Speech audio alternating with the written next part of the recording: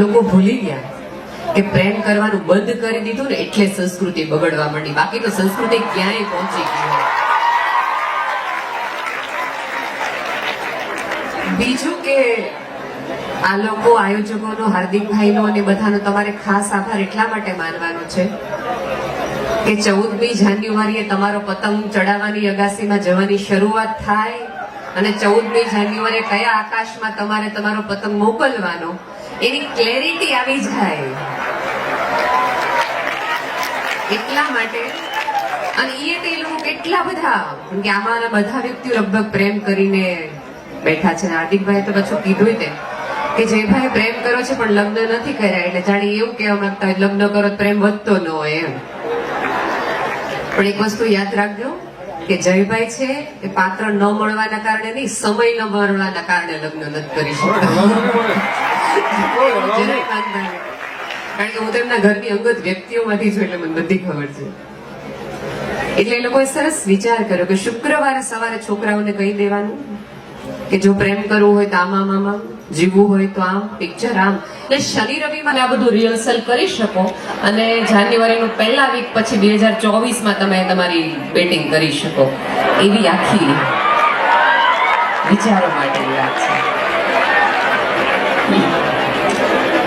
પ્રેમ માટે મને એવું થાય કે માણસ જાતને એ શીખવવાનું કે પ્રેમ કેમ થાય, પ્રેમ કોને કહેવાય. માછલીને જઈને એમ પૂછવાનું પાણી ક્યાં હે બેન, પંખીને એમ પૂછવાનું કે આકાશ કોને કહેવાય,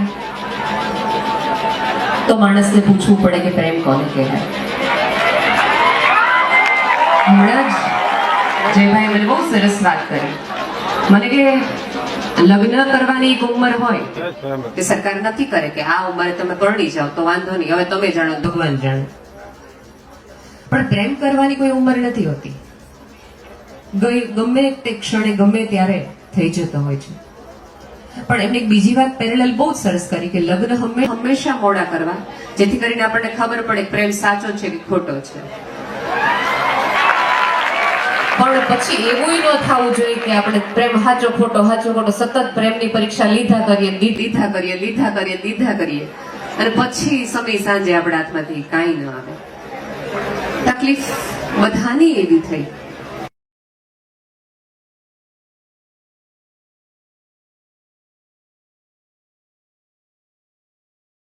મળે છે કે ત્યાં પહોંચાઈ જાય છે, એના કરતા પણ વધુ મહત્વનું એ છે કે તમે પ્રેમમાં હો છો ત્યારે જ મજામાં આવો છો. આ જગતમાં જે આડા આવે છે ને એ પ્રેમમાં નથી ને એટલા માટે જ આડા આવે છે. બાકી પ્રેમમાં હોય તો સમય કોની પાસે છે કોકની આગળ પડવાનો. તમે જુઓ વિના કારણે ઓલું ખરેખર જે લોકો એવું કહેતે કાંઈ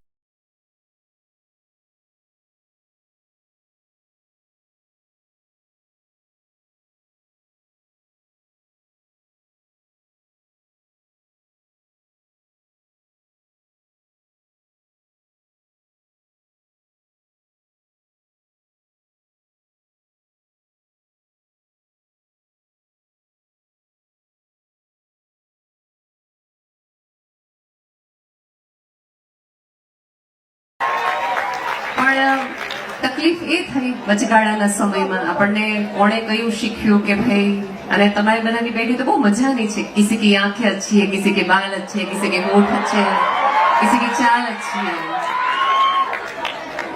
એટલે એમ થયું કે ઓકે આવું બધું હોય, 1 2 3 હોય તો પ્રેમ સાચો. તમને બધાને ખબર હશે કે એ વસ્તુની શોધ સૌથી વધુ થાય કે જેની ડિમાન્ડ કે જરૂરિયાત સૌથી વધુ છે.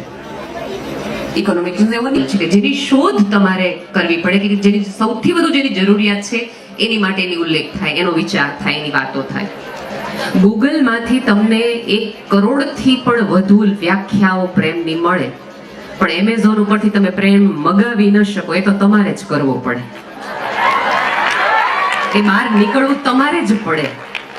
હું જયભાઈ, સુભાષભાઈ કે અહીંથી આવતી કોઈ વ્યક્તિઓ તમને પ્રેમ વિશે ગમે એટલું કહી જાય, ગમે એટલી પ્રેમની વ્યાખ્યાઓ, સાહેબ વિશ્વની 8 અબજની વસ્તી, એનો અર્થ એ છે કે પ્રેમ કરવાની 8 અબજ રીતો અને 8 અબજ વ્યાખ્યાઓ.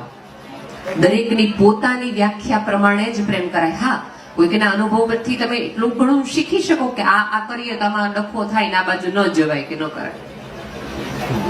પણ બેટા તમારી જનરેશનનો પ્રોબ્લેમ એ થાય કે અમારા બધામાં નિરાત એક એ હતી કે અમારી જે વખતે કારકિર્દીનું એટલું બધું પ્રેશર નહોતું, એટલે 12મા ધોરણે તમને પ્રેમ થઈ જાય તે વાંધો એટલો બધો નહોતો. પણ તમારા માટે તો કારકિર્દીના પિક અવર્સ હોય ને ઓલી છોકરી હાથમાંથી જતી હોય એટલે બે એકદમ તકલીફમાં હોય, કાંડાની ધારો પર હાલવાનું હોય. અને પાછું જેની માટે તમે કારકિર્દીને જતી કરી હોય એ છોકરી 3 વર્ષ પછી એમ કે ના અમને તો ડોક્ટર એન્જિનિયર હોય તો ચાલે. એટલે બે બાજુથી આપણે જઈએ. પણ અંગત રીતે ઓલી આંખ નાક કાન વાળા દરેક વિદ્યાર્થી મિત્રોને કે યંગસ્ટરને દરેકને, આમ તો યંગસ્ટરની પ્રેમ કરવાની કોઈ ઉંમર જ નથી હોતી, પ્રેમમાં પડશો તો આજીવન યંગ રહેશો એવી સાદી આપણી તો વ્યાખ્યા છે. એટલે મિત્રો દેખાવના આધારે જો પ્રેમમાં પડ્યા કે પ્રેમ કરવાનું વિચારતા હોય તો ભારે ભૂલ ભરેલું છે. કારણ કે તો દીપિકાનું કોઈ દિવસ બ્રેકઅપ ન થવું જોઈએ અને સલમાન ખાન ક્યારનો પરણી જવો જોઈએ. આ બેના આધારે જો પ્રેમ ટકતો હોત કે રહી જતો હોત તો કોઈને તકલીફ જ નહોત. એની બદલે સાવ તમે જુઓ અને સત્તાના આધારે મળી જતો હોત તોય વાંધો ન આવત. આ એક જ વસ્તુ એવી છે. અત્યારે જયભાઈ વિશે કેટલું બધું કહેવાનું, તો દરેક આમાંના કેટલા વિદ્યાર્થીઓને એવું થાય કે જયભાઈ જેવું કરી નાખીએ, જયભાઈ જેવી મર્સિડીઝ આપણે લઈ લઈએ. જયભાઈ જેવી મર્સિડીઝ તમે ખરીદી શકો, જયભાઈ જેવું બ્રાન્ડેડ જેકેટ તમે ખરીદી શકો, શૂઝ ખરીદી શકો, પણ જયભાઈની બુદ્ધિ માટે તો તમારે જયભાઈ જેટલી જ મહેનત કરવી પડે. પ્રેમ એવું જ છે, તમે ખરીદીએ નહીં શકો, મેળવીએ નહીં શકો, છીનવીએ નહીં શકો.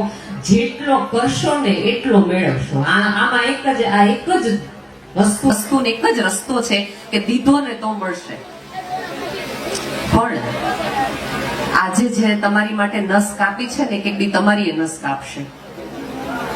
આજે જેણે તમારો પ્રેમ મેળવવા માટે પોતાના શરીરને ઈજા પહોંચાડી છે એ જ વ્યક્તિ આવતા દિવસોમાં તમારા શરીરને ઈજા પહોંચાડશે.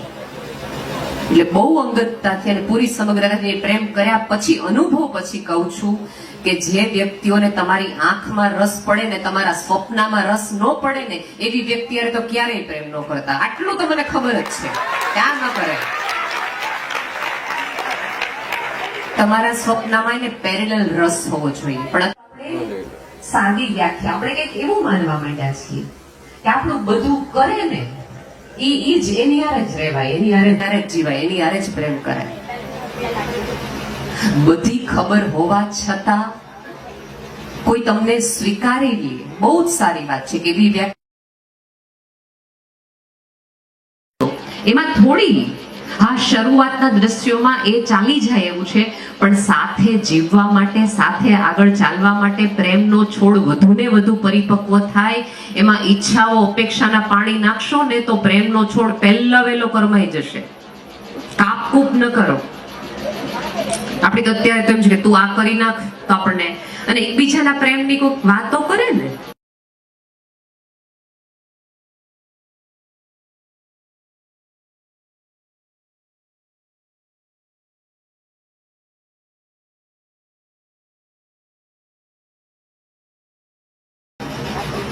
આટલી નાની નાની વ્યાખ્યાઓથી જીવનના પ્રેમો નો નક્કી થાય બેટા. બહુ વિશાળ છે, આ જીવનનું અમૃત છે. જેની માટે જે જોવાનું છે ને એ જોવો, જે નથી દેખાતું ને એ જોવો. ક્યારેક આ તો બહુ ઈઝી વસ્તુ છે કે તું બ્લુ શર્ટ ના પાડ ને હું ન પહેરું, તું આની યારે ન બોલ. એની બદલે કશું કરી દેખાડવાનું આવે ત્યારે તમે કરી દેખાડો તો સાચા. તમે એકબીજા માટે જીવવાનું શરૂ કરો ત્યારે તમે સાચા. એકબીજાના સપનાઓ પૂરી કરવા માટે જીવો તો સાચા. વેલેન્ટાઇન ડે ના દિવસે ચોકલેટ, ફૂલ આપો, ગુલાબ આપો, બધું આપો, ના નથી. તમારી ઉંમર છે, આ પ્રેમની અભિવ્યક્તિનું આ સ્વરૂપ છે.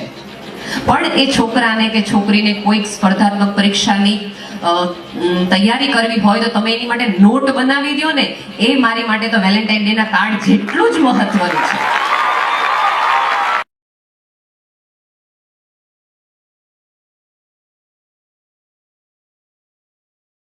વ્યક્તિ માટે 10 વ્યક્તિઓનું ગૂગલ કરવું પડે કે કેટલી ચોપડી વીખ્યા પછી તમારે એક ચોપડી કે આ માત્ર તારા માટે, આવી વ્યક્તિ તરફ પહેલી પસંદગી રાખજો.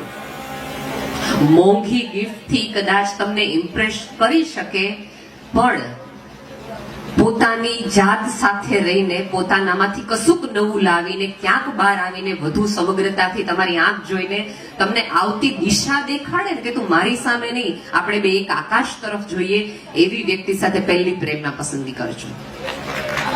કારણ કે આજે જેને તમને મોંઘી વસ્તુ આપી છે ને, એ આવતા દિવસોમાં મોંઘી કિંમત પણ તમારી પાસેથી લેશે. દરેક વખતે દરેક વસ્તુ ઉપર કિંમત લખેલી નથી હોતી, પણ ચૂકવવી તો પડે એક ને એક સ્વરૂપે. દીકરીઓને હું ખાસ કહીશ, અને અમે બધા બહુ ભાગ્યશાળી હતા કે અમારા કોઈના પ્રેમ છે ને ક્યાંય સચવાતા નહોતા. પ્રેમ અમારી પેઢીએ કર્યો તો, ગઈકાલની પેઢીએ કર્યો તો, તમારી પેઢીએ કર્યો તો, તમારા પછીની પેઢી પણ પ્રેમ કરશે. પણ અમારા બધા પ્રેમની પાછળ કેટલી નિરાત હતી કે અમારે લિખિત ન લખતું અને એક સંબંધ પૂરો થાય એટલે ઓલમોસ્ટ એ પત્રો સળગી જતા હતા, પણ તમારા બધાનો પ્રેમ એક ક્લાઉડમાં સચવાય છે અકબલ. એટલે આવતા દિવસોમાં તમારે તમામ પ્રેમનો તમારે જવાબને પુરાવા આપવા પડે છે. અને ખબર નહીં ક્યાંથી આપણે આ વાત લઈને આવ્યા કે જે પ્રેમમાં છે, પ્રેમમાંથી નીકળી જાય પછી અચાનક એક વ્યક્તિ દુશ્મન થઈ જાય છે. બ્લેકમેલિંગ તરફ આપણે જતા જઈએ છીએ. એનો અર્થ એ છે કર્યો તો ત્યારે એ પ્રેમ નહોતું, બીજું કશુંક હતું. બાકી તમે જેને પ્રેમ કર્યો હોય એ વ્યક્તિ તમારી સાથે નહીં, જગતના કોઈ પણ ખૂણામાં ગમે ત્યાં હોય, એને જોઈને અંદરથી એક એમ જ થાય કે તને આનંદ જ મળવો જોઈએ, તને ખુશી જ મળવી જોઈએ. પણ આપણે તો પછી શરૂઆત કરી દઈએ. અને બીજું મારે એક તરફા પ્રેમની વાત કરવી છે. આપણે કેવું માનવા માંડ્યા કે આઈ લવ યુ પછી આઈ લવ યુ ટુ સાંભળવું જ પડે. હું બહુ સમગ્રતાથી કહું છું કે પ્રેમ કરવાની મજા લ્યો. કે તમે પ્રેમમાં હો છો ત્યારે તમે શું બની જાઓ છો, તમારી અંદર જે કેમિકલ બદલાઈ જાય છે ને એનો આનંદ લ્યો. તમારી જાત આપણને ગમવા માંડે.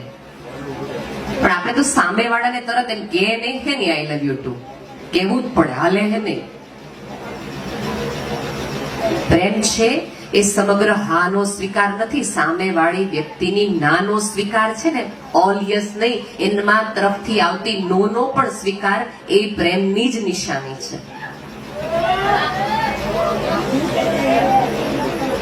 તો તમને કોઈ પાત્ર ના પાડે છે તોય એને સમગ્રતાથી કઈ વાંધો નથી. અને ક્યારેક એવું બને કે તમે જો સમગ્રતાથી હા પાડેલી નાની સ્વીકાર કરીને ટર્ન લીધો હોય ને, તો એના મગજમાં એમ થાય માણા હારો લાગે છે, તો કદાચ વિચાર ઉગે તે કશુંક શક્યતા થાય કે નાના પ્રેમમાં એને મજા આવવા માંડે સાથે.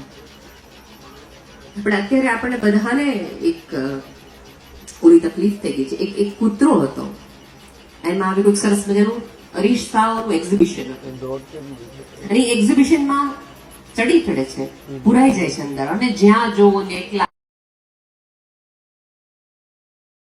પોતાનું પ્રતિબિંબ દેખાય. એટલે કોઈ બીજો કૂતરો આની અંદર છે, બીજો કૂતરો અંદર ઈ હડકાયો છે તો સામે વાળો હડકાય છે.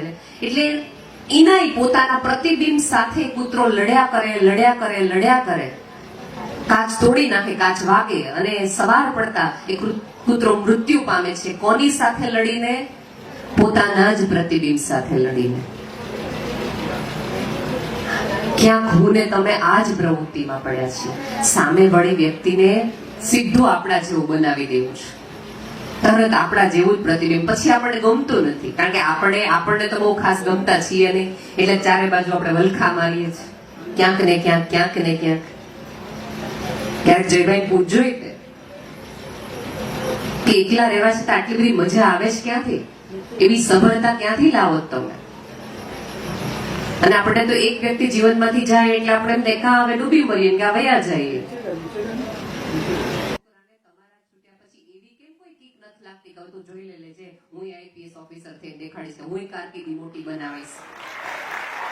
હંમેશા નેગેટિવ વિચાર જ આવે, ભટકાડી દેવાના વિચાર આવે, મરી જવાના જ વિચાર આવે. કીક વાગી હોય, કોઈકના છોડ્યાનો ઘાવ લાગ્યો તો ઉડો ને ક્યાં. રાધર ઓલી છોકરીને રોજે રોજ અફસોસ થાવ છે કે આને ક્યાં ના પડી. પણ આપણે તો રાધર આપણે પુરવાર કરીએ છીએ કે છોકરી વિચારે છે ખારું થયું આને તમે ના પાડી. છૂટા પડ્યા પછી જીવાય એવું કે જ્યારે જે લોકોએ આપણને બ્લોક કર્યા હોય ને એ લોકો આપણને ગૂગલમાં ગોતે કામણા છે ક્યાં, આની વાતો આટલી આગળ આગળ આવે છે.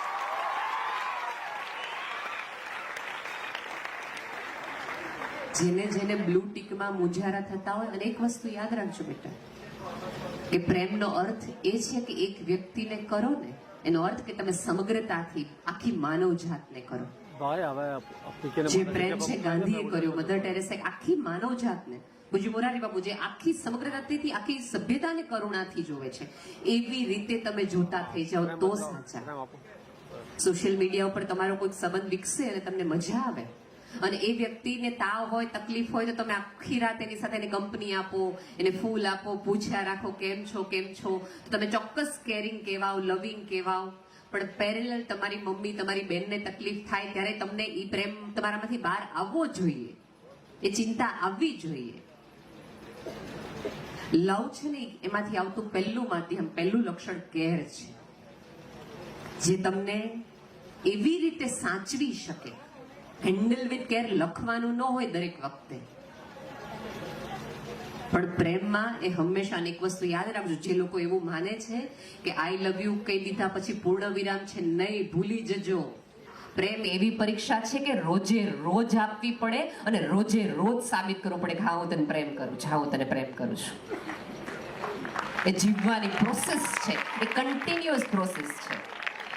એ માત્ર લખી દેવું, કહી દેવાથી વાત પૂરી નહીં થાય.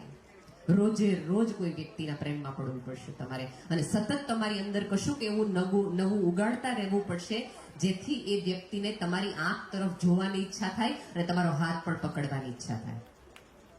ક્યારેક આપણા શબ્દો એવા, આપણા વિચાર એવા, આપણા વર્તન એવું હોય કે સામેવાળી વ્યક્તિને રોજે રોજ અફસોસ થાય આ ક્યાં ભૂલ કરી. એના બદલે સમગ્રતાથી જે નવું જોવો, વિચારો એકબીજાને. અને બીજું કેવું થયું છે ખબર છે કે પ્રેમમાં શેરિંગ હતું, હવે માત્ર લિસનિંગ થઈ ગયું છે. એક વ્યક્તિ બોલે ને એક વ્યક્તિ સાંભળે, એક વ્યક્તિ, અને જો સામે સાંભળ્યું હોય એ વ્યક્તિ કશું પણ બોલે, તું મને પ્રેમ જ નથી કરતી.